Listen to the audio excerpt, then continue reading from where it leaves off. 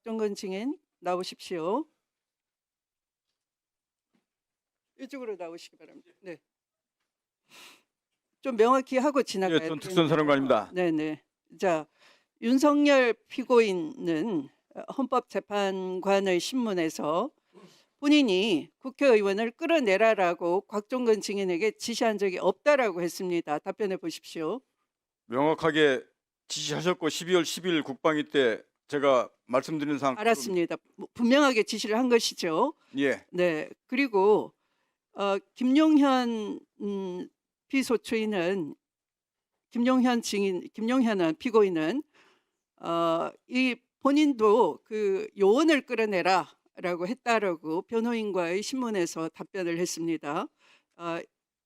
그런데 증인은 이 국방위에서 앞에 이렇게 말했습니다. 190명이 아직 다 찾는지 확인이 안 된다라고 윤석열 피고인이 얘기하면서 정족수가 차기 전에 끌어내라라고 얘기를 해서 설령 당시에 그 발언 단어를 요원 또는 인원이라 표현했다 하더라도 앞뒤 맥락상 보면 국회의원만이 그 본회의장 안에 있었지 국회의원 외에 표적물이 따로 있었습니까? 작전팀이 들어가 있었습니까? 들어갔지 의원이나 다른 인원이 들어가 있었습니까? 그렇지 않습니다. 분명히 말해 보십시오. 제가 12월 10일 국방위에서 한 말씀을 정확하게 다시 말씀드리겠습니다. 대통령께서 저한테 직접 비아폰으로 전화하셨다고 분명히 말씀드렸고 그때 아직 의결 정족수가 채워지지 않은 것 같다. 빨리 국회 문을 부수고 들어가서 안에 있는 인원들을 밖으로 끄집어내라 라고 지시를 받았다고 말씀을 드렸습니다. 근데 그 인원이 요원을 빼내라고 했던 그때 당시의 시점에서는 도저히 그 인원들이 본관에 들어가 있지도 않았습니다. 알았습니다. 네. 그러니까 국회의원이나 국회 보좌진 외에 별도의 타겟 대상물이 없었다라는 것이죠. 그렇습니다. 본관 안에는. 네.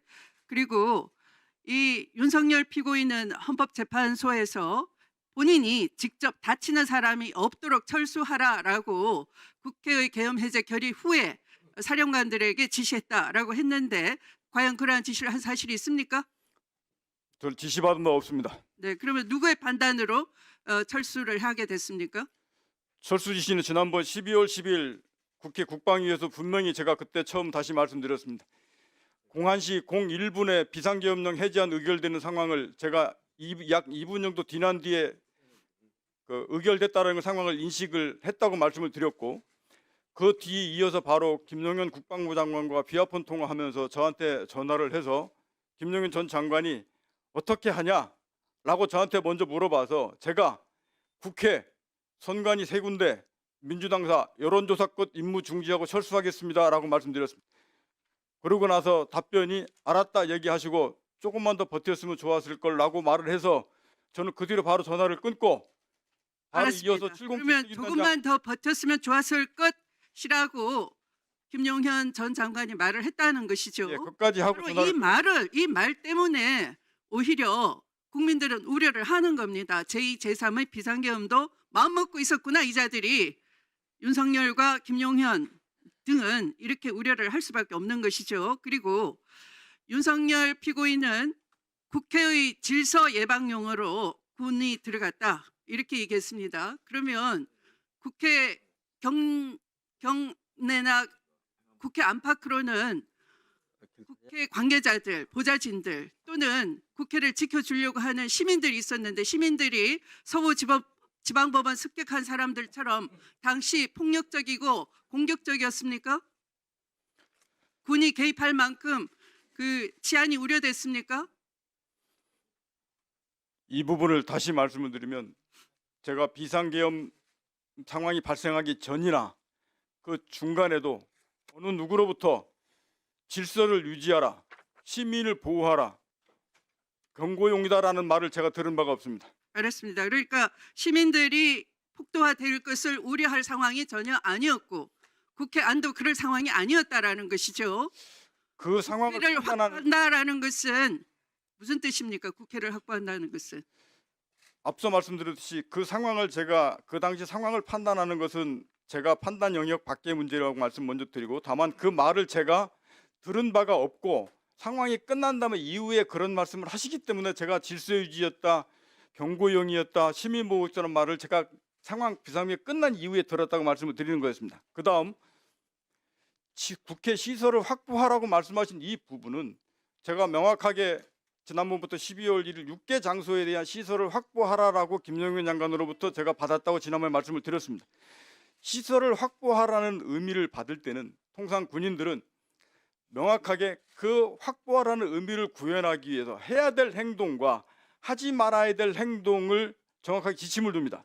근데 당시에 그런 지침 없이 시설을 확보하라는 임무만 저한테 부여됐고, 저도 707 특임단장한테 확보해서 경계하라는 임무를 줬습니다.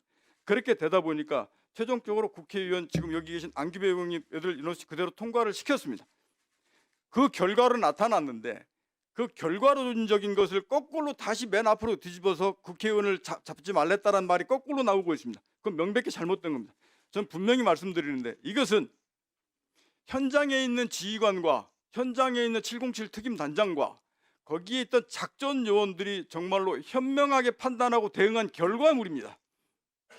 이거를 지시에 의해서 그렇게 된 것이 아닙니다. 네, 지휘관들 현장 지휘관들의 현명한 판단에 따른 철수 지시나 재반 후속 조치가 있었는데 이걸 마치 김용현이나 윤석열 내란 공범들은 자신들이 그렇게 조치를 취했다라고 가로채기를 한다는 것이죠.